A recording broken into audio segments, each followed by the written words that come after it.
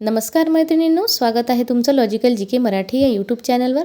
तुम्ही जर ई-के-वाय-सी केली नसेल आणि तुमचा लाडकी बहीण योजनेचा लाभ बंद झाला असेल तर आजचा व्हिडिओ तुमच्यासाठी अतिशय महत्त्वपूर्ण होणार आहे। त्यासाठी बातमी महत्त्वपूर्ण आहे, व्हिडिओ शेवटपर्यंत नक्की पूर्ण बघा आणि व्हिडिओला सगळ्या लाडक्या बहिणींपर्यंत शेअर करा। चॅनलवर पहिल्यांदा भेट दिली असेल तर चॅनलला प्लीज सबस्क्राईब करत चला, कारण आपल्या चॅनलवरच्या बातम्या खात्रीशीर आणि अतिशय महत्त्वपूर्ण असतात। के-वाय-सी अपडेट आहे। ज्या बहिणींनी के-वाय-सी केलेली नाही, त्यांची वेगवेगळ्या कारणामुळे राहून गेलेली आहे आणि त्यांना एकदाही व्यवस्थित के-वाय-सी करता आली नाही, अशा बहिणींना के-वाय-सीची संधी एकदा उपलब्ध करून देण्यात यावी, ही विनंती आपण आपले राज्याचे मुख्यमंत्री देवेंद्र फडणवीस सर आणि आपल्या महिला व बाल विकास मंत्री आदिती तटकरे मॅडम यांना विनंती करत आहोत।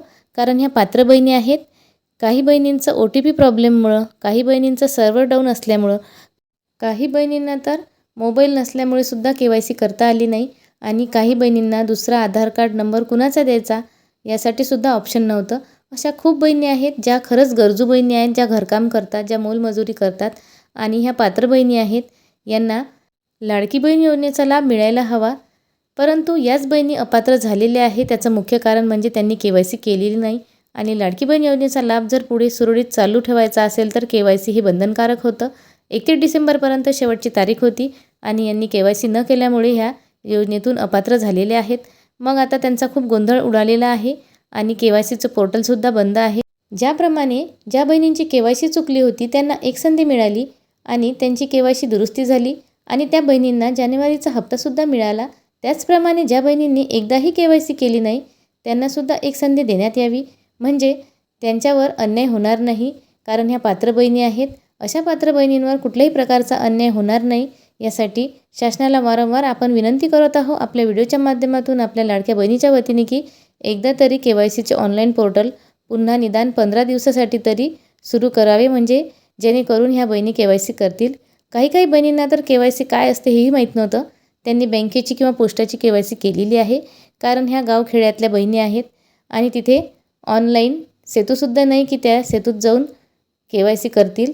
तर खूप काही प्रॉब्लेम्स आहेत आणि अशा बहिणी अपात्र झालेल्या आहेत। आता त्यांना सुचत नाही आहे काय करावं। त्यासाठी आपण शासनाला वारंवार विनंती करत आहोत की या बहिणींसाठी एकदा शासनाने के-वाय-सीचं पोर्टल पुन्हा सुरू करावं, म्हणजे जेणेकरून त्यांची के-वाय-सी होईल आणि त्यांना त्यांचा लाभ मिळेल, कारण त्यांचा हक्काचा लाभ त्यांना मिळणं आवश्यक आहे। त्यांना दुसऱ्या कुठल्याही शासकीय योजनेचा लाभ इथे मिळत नाही, फक्त एकच लाडकी बहीण योजनेचा लाभ मिळतो।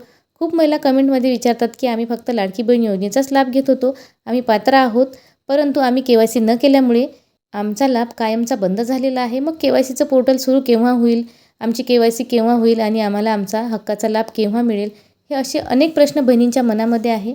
यासाठीच आपण शासनाला विनंती करत आहोत की एकदा ऑनलाईन के-वाय-सीचं पोर्टल सुरू करावं।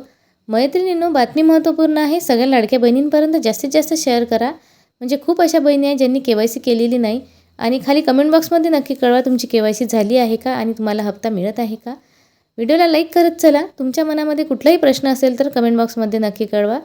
अशाच महत्त्वपूर्ण आणि खात्रीशीर बातम्या बघण्यासाठी आपल्या चॅनलला अजून सबस्क्राईब नसेल केलं तर पटकन सबस्क्राईब करा। पुन्हा भेटू अशीच एक महत्त्वपूर्ण अपडेट घेऊन, तोपर्यंत धन्यवाद।